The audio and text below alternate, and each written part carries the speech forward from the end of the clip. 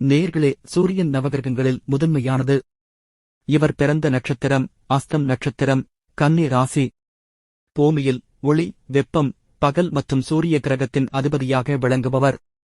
காசியபர், அதிதி சூரியனின் பெற்றோர்கள்.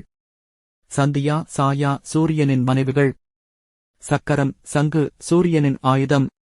சூரியன் ஆதிக்கம் செலுத்தும் நட்சத்திரங்கள் கார்த்திகை, உத்திரம், உத்திராடம். சூரியனை வழிபடும் சமயம் சகுமாரம் என்று பெயர். சூரியன் பச்சை நிறமுடைய வஸ்திரம் அணிந்து 7 குதிரைகள் பூட்டிய தேரில் வலம் வருகிறார்.